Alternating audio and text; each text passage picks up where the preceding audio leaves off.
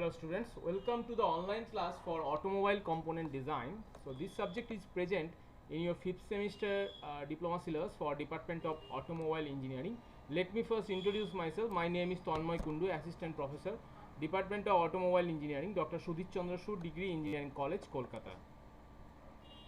So here we find this is the course objective. So we have total 3 different course objectives, and next come to the course outcome. So at the end of this course, students will be able to analyze, identify and use these following important 4 key points. So as you see, this is the lesson plan. So we since last few lectures we have started the module number 1, that is basic concepts of design. So just relevant to that, I shall also cover the same module, that is basic concepts of design. So today I shall discuss on the variable stress in machine parts. So today's lecture number 4, variable stress in machine part. Okay. Now as you know that so far we have discussed the several topics, several lectures. So in every lecture I have told you the direct stress, the principal stress, the shear stress. Now all those particular stress are basically you can say a steady type load, okay, or that is a constant amount of stress, okay. But what happens in reality, when in any particular machine is working with a high velocity, so it is not possible for that machine to work in the same speed, okay. Like if a turbine is rotating continuously, so as per the demand of the load or as per the demand of the power, so turbine speed is continuously varying because the generation of the steam from the boiler end is also varying.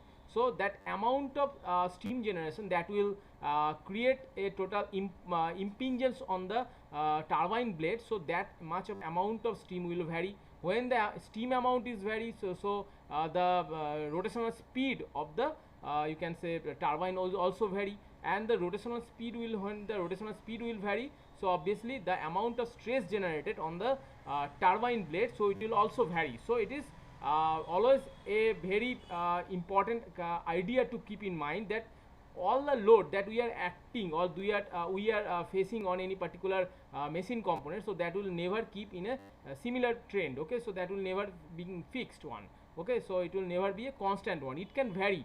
So its magnitude can vary, also its nature can vary. Like just now at the time, initially time equal to 0, so when the machine has started, machine has just started, okay. So at that time we see that machine is supported by a load of total 5 kilonewton per meter square of tensile load. But after certain period of time, like after 10 seconds, what will happen, the load is just reversed, or it will become compressive load.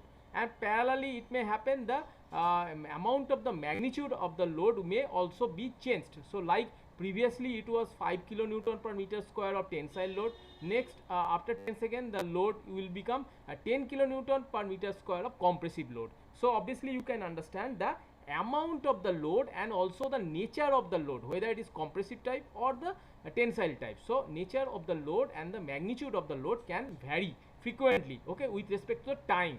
So this is the important parameter. This is called the variable stress. Variable stress means where the stress is not fixed, where stress has the variety of figures, okay. So there is always a constant change in the amount of infected load, okay, or the nature of the load. So this is called the variable stress. Now variable stresses are basically 4 different types. Like first one is the cyclic stress, then we see fluctuating stress, then it is repeated stress, then alternating stress. We have 4 different types of variable stress. Now one by one we shall discuss all those different types of forces, okay. First one we see, it is the cyclic stress, okay. What is cyclic stress? So the stress which vary from one value of compressive to the same value of the tensile or vice versa is known as the completely reversed or the cyclic stress, okay. Now for example, like this is the, I am drawing a sinusoidal curve, okay. Here we see the sine curve is like this, okay. Now as the machine has started, so we see the amount of stress is 0. In this axis if you put the stress sigma, and along this x axis if you put the time t, okay. So you can notice that at the time t equal to 0, the amount of stress is 0, okay. Now after certain period of time, the amount of load has become like 5 Newton per meter square of tensile load. Why tensile? Because you see that this is towards the positive sigma axis, so this is positive. Okay, so this is like 5 kilonewton per meter square of tensile load. Now after certain period of time load becomes 0, and then after certain period of time load becomes just reverse, like the same amount of magnitude but the nature of the load become reverse. So previously it was 5 kilonewton per meter square of tensile load, right now it has become 5 kilonewton per meter square of compressive load. So here we see that in this particular cyclic stress, so what is cycle? Cycle means it just becomes its magnitude become totally same but the nature become reverse. So it is just simple like a cycle. It is cycle. Why cycle? So if it is the starting point of a cycle, so from here if you reach this particular point, so the angle is 180 degree, so that means here we see the magnitude remains the same but the nature will become opposite. So it is called the cyclic or completely reverse. So that means the amount or magnitude of the total load will remain the same but the nature will maybe different. Nature will be reversed. Like previously it was tensile, now it is compressive. Like previously it was compressive, now it is tensile. So it is called the compressive, completely reversed of the cyclic stress. Next come to the fluctuating stress. What is fluctuating stress? Let us understand that fluctuating stress.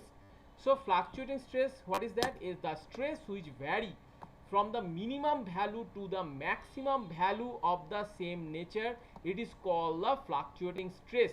Now here we see like t equal to 0, the sigma value is 0. Okay, now after t equal to 1 second, okay, the sigma value is like sigma 1. Okay, this is the point having sigma 1 amount of value. Okay, now after t equal to 5 second, the value of sigma is just sigma max but the nature remains same but the amount or the magnitude of the load gradually changes. That means from minimum to maximum, the minimum value may be 0, the maximum value may be sigma max. Okay, so minimum value may be anything. Minimum value may be 2 kilonewton per meter square but or 3 kilonewton per meter square, but whatever the minimum value, that means from sigma min to sigma max.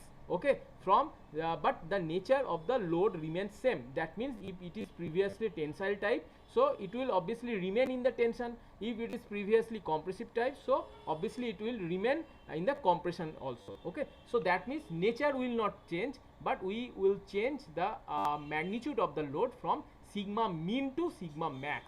So that is called the fluctuating stress. Fluctuating means as you know the fluctuating, okay, fluctuating is fluctuate, that particular component always fluctuates. Fluctuates means from minimum to maximum, again minimum, again maximum, again minimum, again maximum. So this way we notice the variation of the amount of the stress. But here we have to remember, in case of the fluctuating stress, the nature of the load will remain the same. Okay, now next come to the repeated stress. So as you know, repeated means repeatedly. That means 0 to maximum value. So like hammering, in the forging shop you are hammering. So what will happen? So just at the time t equal to 0 you do not hammer. That means the load is 0 but after certain period of time you hammer. Okay, so that means there is a maximum load.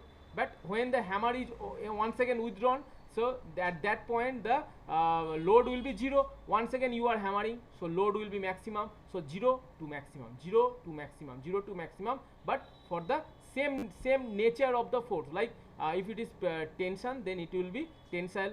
Then if it is compressive previously, so it will obviously remain in the compressive. So that means in the same nature, the nature remains same but the amount of load will vary from 0 to maximum. So it is called repeated. That means the load is continuously repeating. Repeating means previously it was not there but now it is.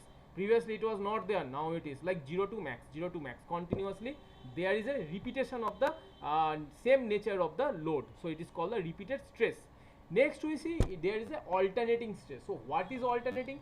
So here we see the amount of the stress varies from minimum to a maximum value of the opposite nature. So that is very interesting. So previously like it was 1 kilonewton per meter square of compressive load. Okay, so let us write that down. So 1 kilonewton per meter square, like that is initial amount of load but its nature is like compressive. Okay, in bracket it is mentioned C.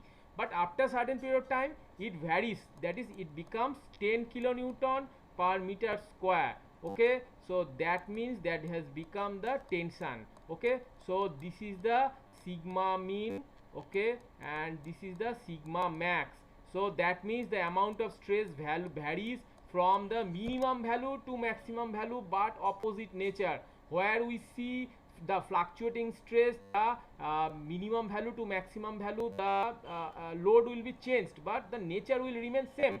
But this is the difference between the fluctuating and alternating. In case of alternating, we see that the variation of the load from minimum to maximum or maximum to minimum, whatever, but the nature will parallelly will become reverse. Like previously it was compressive, then it will turn to tension.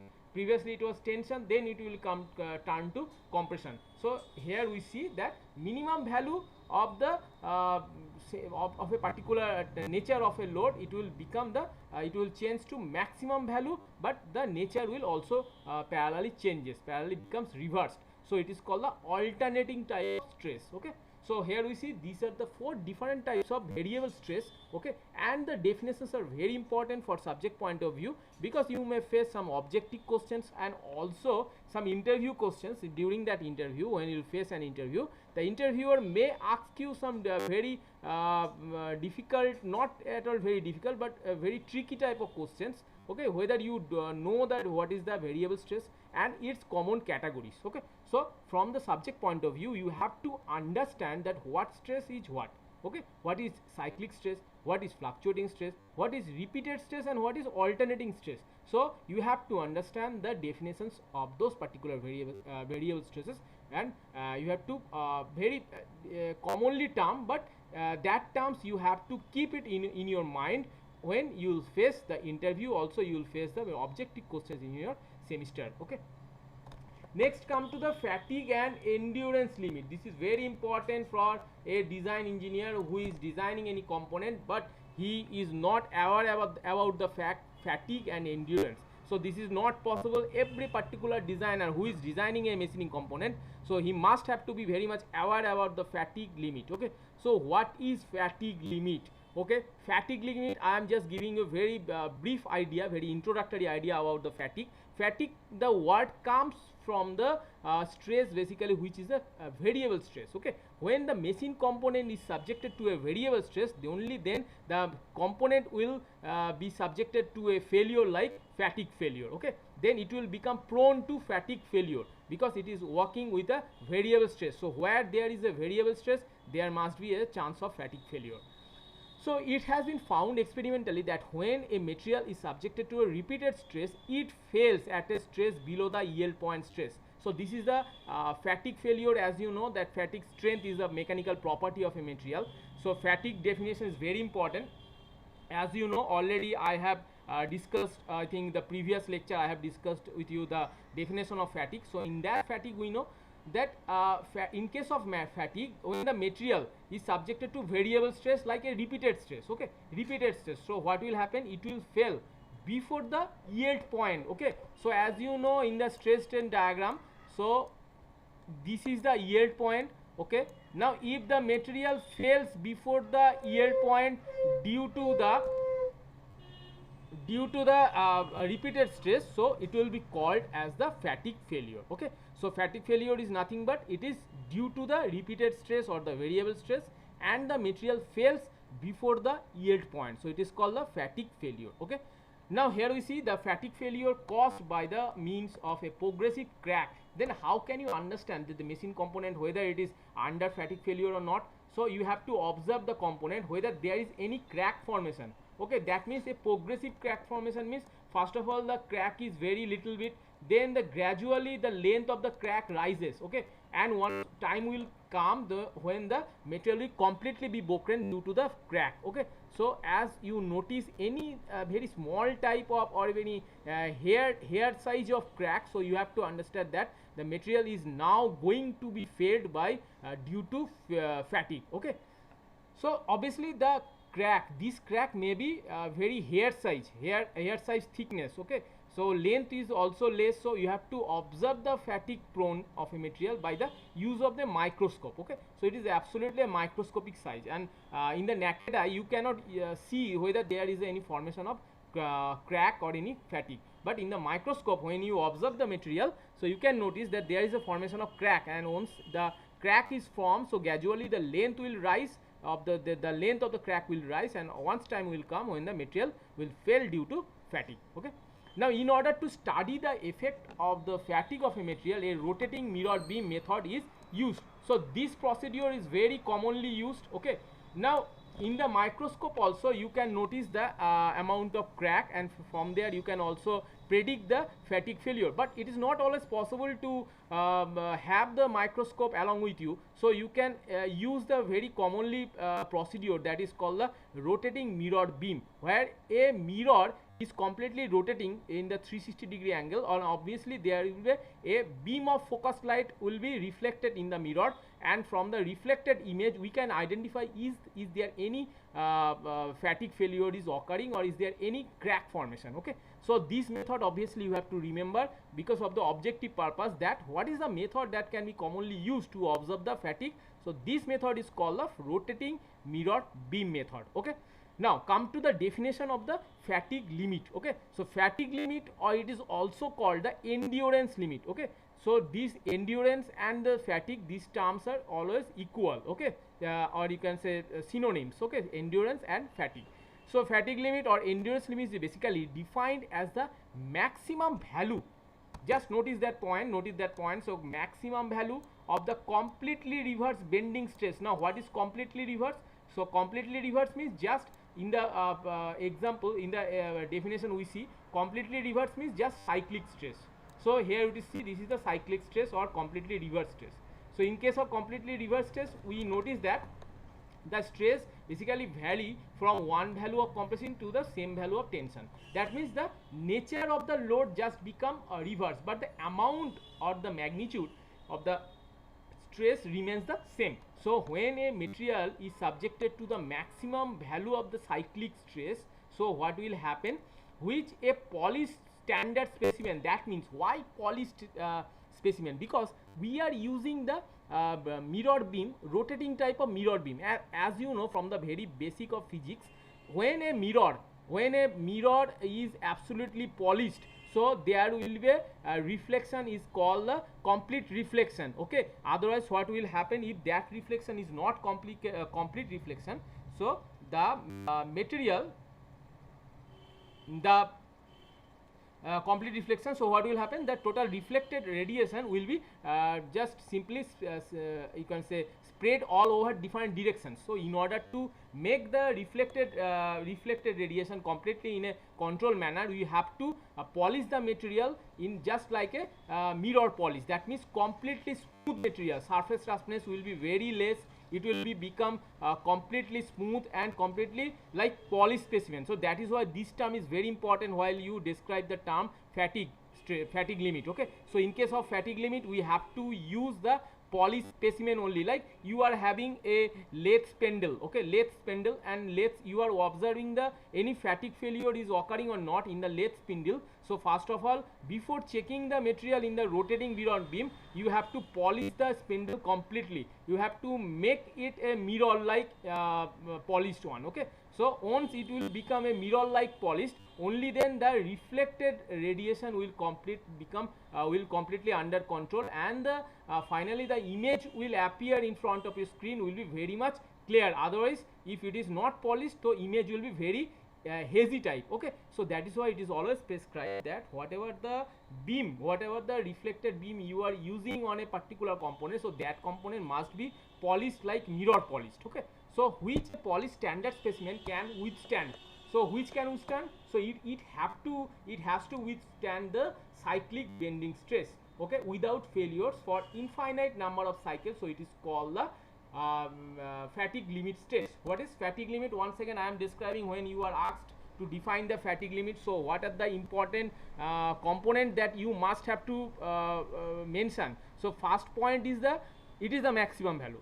Now maximum value of which? So maximum value of the cyclic bending stress. Okay, maximum value of the cyclic bending stress that a poly specimen must have to withstand before failure. Okay, so it is called the fatigue limit stress. Now it may work for a infinite number of cycle also. Now infinite number of cycle means that is basically 10 to the power 7 cycles. So that is the frequency of the application of this particular bending stress. Okay, this is called the frequency, how frequently you have to use this particular amount of the bending stress. Okay, so here in the definition we must have to mention that it is the maximum value of the completely reversed or the cyclic bending stress for a standard poly specimen that it can withstand without failure. Okay, now without failure before the 10 to the power 7 to the power cycles, okay, or infinite number of cycles. So this is the definition of the fatigue limit stress. Okay, now fatigue limit stress is very important in case of the variable loads, variable stresses. Next come to the relation between endurance limit and the ultimate tensile strength. Okay, now as you know, endurance limit or the fatigue limit you have come to know, and what is the ultimate tensile strength? Now that also you know, ultimate tensile strength means in the stress strain curve. So this is the point where we see that the stress value is maximum at the peak, so it is called the ultimate tensile strength. Now there is a relation between the ultimate tensile strength and the endurance limit strength. So this relation just vary metal to metal. Like for steel, that sigma E means this is the endurance limit strength of the steel, so that is equal to 0.5 of sigma U. So sigma U means ultimate tensile strength. So ultimate tensile strength for the steel, so it is almost like 250 GPa. So if it is 250 GPa, sigma U is 250. So obviously the endurance limit or the fatigue limit for the steel, it will be 125 of GPa. Okay, so that relation also we have to remember for objective purpose. For cast iron, like, so sigma is the 0.4 of sigma U. Sorry, this is cast steel. So similarly, like cast iron, sigma E equal to 0.35 of sigma U. For non-ferrous metal and alloys, the sigma E is 0.3 of sigma U. Okay, so these are the different figures. These are the different figures for the establishing the relation between the sigma E and sigma U, and of course that figure varies metal to metal. Okay, next very important term, so that is factor of safety. Okay, now what is factor of safety? Now as a design engineer, whether you are designing any individual mechanical machine component, or you are designing any structure like bridge or any building. Okay, so likewise if you are designing a mechanical of component or any structure, so in every sector where you are designing, you have to follow a standard factor of safety norm. Factor of safety is basically required to ensure the safety of the design. Okay, because you, based on your design, as you have designed a bridge, okay, now you have to ensure the life of the bridge. Okay, you have to ensure that what is the amount of total load that may fall over the bridge. So if the amount of load is more than that, so bridge may get collapsed. Okay, so there is a particular limit of total stress, how far the limit, so that the limit cannot be crossed. So how much is the amount of design point or the working stress that you have to select? Otherwise, if that go beyond that limit, so the bridge or the machine component may get failed. Okay, or that may get collapsed. So that is the important of the factor of safety. So what is the definition? So when a machine member is subjected to fatigue, remember this point, when a machine member is subjected to a fatigue, so in case of fatigue, we know the material fails before the yield point stress. Okay, so factor of safety is basically the ratio of the maximum stress, or you can say it is the limiting stress. Okay, so this is the called the ratio of the limiting stress to the design or the working stress.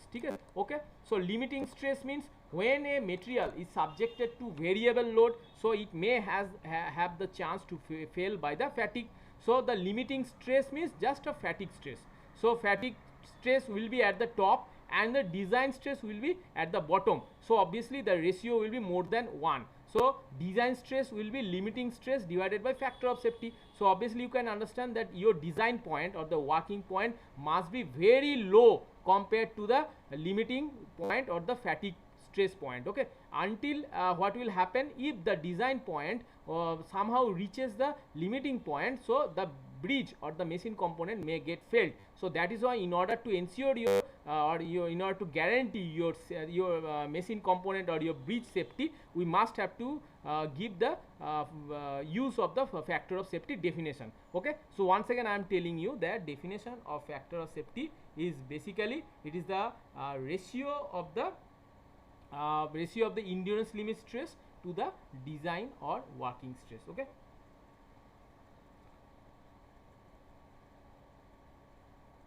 next so here we see that for the steel, the sigma e value is endurance limit value, like 0.8 to 0.9 of sigma yt. So yt means basically yield point. Okay, so we know that yield point is basically applicable for the constant amount of load. Okay, now as I have told you earlier, the sigma e means endurance limit stress is basically very basically below the yield point, because at the when the machine component reaches the fatigue point, so it will fail, and that point is just before the yield point in the stress strain diagram. So obviously the value of the yield point must be less than the value of the endurance limit must be less than the yield point. So it is approximately 80 to 90% of the sigma yt, that means the yield stress. Okay, so 80 to 90% of sigma yt, that means the sigma e value is less than the sigma yt. So that is why in the stress strain curve you see that endurance limit stress is much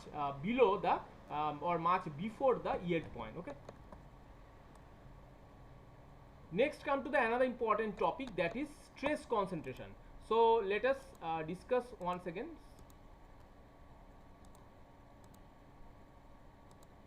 So this is the stress concentration page. Okay, now we have to come to know what is stress concentration. So we know that when a machine component is subjected to change in design or change in the shape, okay, so in that particular component, so at the changed position there is a generation of the stress. Okay, so that is called the stress concentration.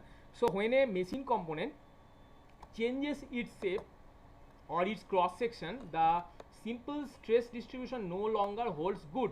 Like this is the object, is the rectangular object, okay, or the machine component. Now here we see the distribution of stress is just parallel to each other. Okay, that means uniformly distributed throughout the length of this particular body. Okay, now if you are changing its shape, like in the forging, during forging what will happen, you are hammering constantly, so the length of the object will get increased and cross section will be decreased.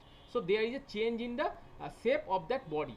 So at that condition, when there is a forging, so what will happen at that condition, there will be some generation of stress, or stress will be concentrated at that particular changed area. So this is called the stress concentration. So when there is a change in shape, so the simple stress distribution will no longer hold good, and the neighborhood of the discontinuity is different. So that means previously it was continuous type distribution, what continuous type. Now as you have changed the shape, so obviously the continuation of the stress distribution will be broken and it will become absolutely discontinuous type. So or this discontinuous or this particular irregularity in the stress distribution caused by the abrupt change in the form or the shape is called the stress concentration. So what happened, previously it was having the complete geometric shape. Okay, now you have changed the shape, so what will happen, so this particular stress distribution will no longer become the continuous like, so it will become absolutely discontinuous or it will become irregular. So this irregularity in the stress distribution caused by the change is called the change in the shape is called the stress concentration. Okay, so where there is a concentrated amount of stress in a particular change area, so it will be called as the stress concentration. So where there is a change in the shape, we see in the fillet. Okay, we see in the fillet joint. Okay, in the notches, in the holes, in the keyway, spline, surface roughness or scratches. So these particular these are the particular domain where there is a generation of stress concentration. Like if a surface is very rough, it is not smooth, so obviously there will be a generation of the stress concentration along the surface. Okay, now what are the different causes for the stress concentration? First, so abrupt change in the cross section, as I told you, that change in cross section, so that is responsible for the stress concentration. Then poor surface finish, also I have told you, if the surface roughness is very high, if the surface is not smooth, or the finish is not good, so there will be generation of the stress concentration. Or localized loading due to heavy load on small area, like you see this is the component. Here you are simply just forging, okay. So at this particular point you are continuously hammering, so this is the area is very less, okay. So at this very less area, when you are applying a very high amount of load, so there will be generation of stress concentration, okay. Next is the variable in material properties, like particular defects like internal flaws, void, crack, air holes, cavity also result in the stress concentration. Now as you know, when you have done the casting or you have done the welding or forging, so every particular forming process or joining process, there is a chance of generation of the error, okay. So these error like different defects like flaw, void, okay, then crack formation, air hole, cavity. So these are the defects that may be generated after casting, after welding, or after forging operation, after rolling operation, okay. So these particular defects may be responsible for the generation of stress concentration.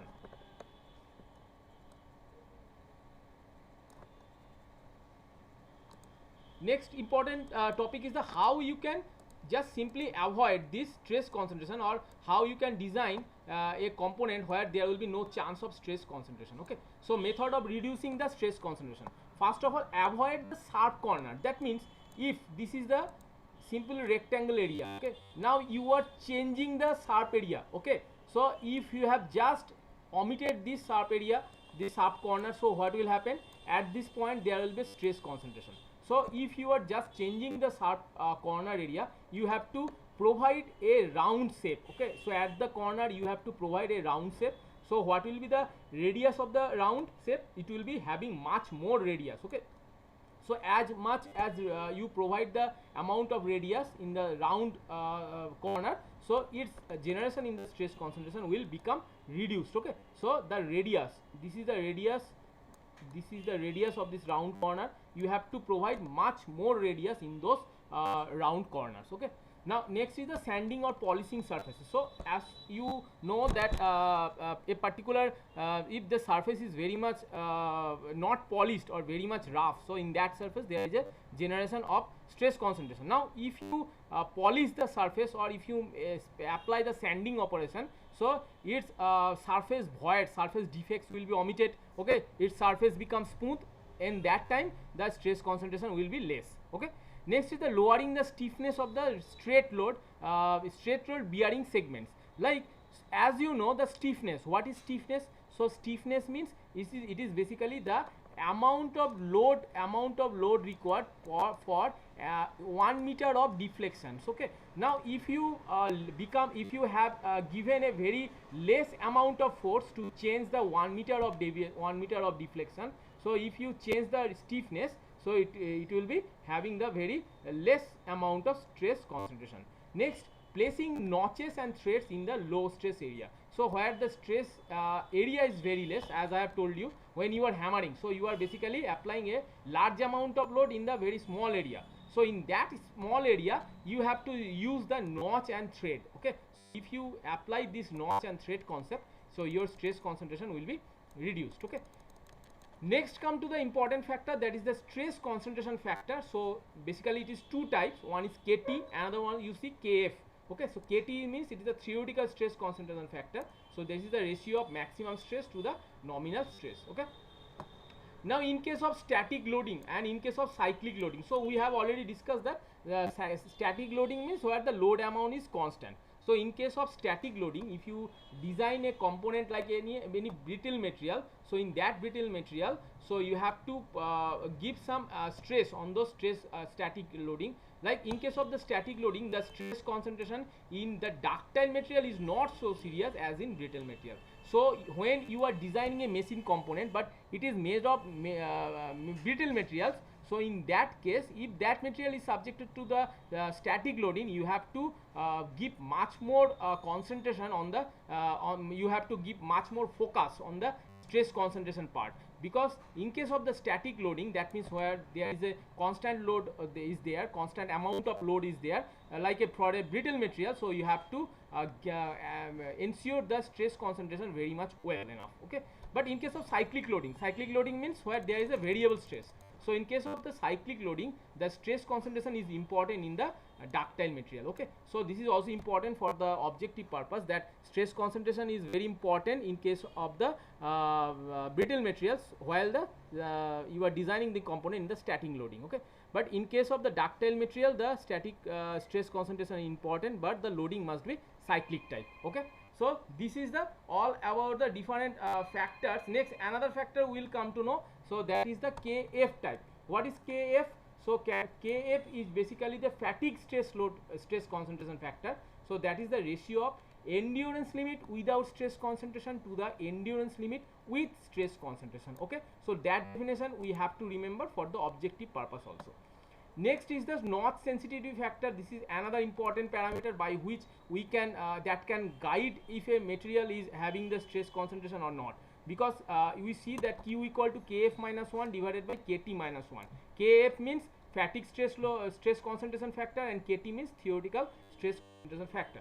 So this particular ratio is equal to Q. Q means notch sensitivity factor, which is the guiding factor that can describe that whether a component is under stress concentration or not. Okay. Next, these are the different factors while designing to be considered while designing the machine part to avoid the fatigue failure. As you know that fatigue failure is very crucial in the machine component when it is subjected to the repeated load or any variable load. So we have to somehow we have to remove this fatigue failure case. Okay, so in that case also we have to assume some points in the design part. Like first one, in the variation in the size of the component should be gradual as possible. Okay, like variation, that means if a object is made like this. Okay, now if you are changing the diameter, so just this is the simply like a nozzle. Okay, you are gradually reducing the diameter, okay, step by step. But as if you are just in the one step, you have reduced the diameter like this. So this is previously the diameter was d1 and now the diameter is d2. So you have certainly changed the diameter. So previously it was like this, and you have now changed very in a single step you have changed the diameter. So that is not allowed. So you have to change the dimension, you have to change the diameter, but the change must be step by step. Okay, the change must be very gradual. Next is that the hole, notches and other stress raisers shall be avoided. Like hole, notches, these are the important component that is responsible for the stress concentration.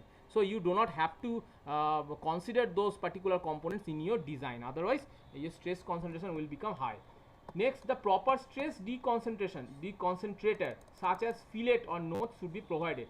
So this is the fillet joint. As you know, the notch means it's a different notch, but this notch is different. Okay, this particular notch is responsible for the stress generation, but this notch you can use as a deconcentration, but you have to use with your own intelligence whether the notch should be provided in such a way that it should lower the amount of stress concentration rather than raising the stress concentration. Okay, the part should be protected from corrosive environment. Like any particular material now which is designed and which is having the chances of getting corroded. So once the surface is corroded, so surface roughness will be very much high, surface will no longer become smooth, so there will be chance of stress concentration. So obviously you have to design in such a way that you have to select the material in such a way that the component should not be supposed to have any corroded placings like this. So it should be protected from the corrosive environment. A smooth finish of the outer surface of the component increases the fatigue life. So as you know, if you are using any component which is having very smooth surface, so its fatigue failure will become less. That means if fatigue failure is less, so its fatigue strength will become high, because strength means, we know that strength means basically it is the capacity of the material to withstand the external amount of load. Okay, now when the fatigue strength is high, so fatigue failure will be less. The material with high fatigue strength shall be selected. So as I have told you, the fatigue strength shall be high. Next, residual compressive stress over the part surface shall be surface increases the fatigue strength. Okay, now if there is any compressive stress but it is residual type. Residual type means it is already present from the very previous end. Okay, so this is called the residual. So this compressive stress is already present in the surface part, so that will increase the fatigue strength, and obviously your fatigue failure chances will become less.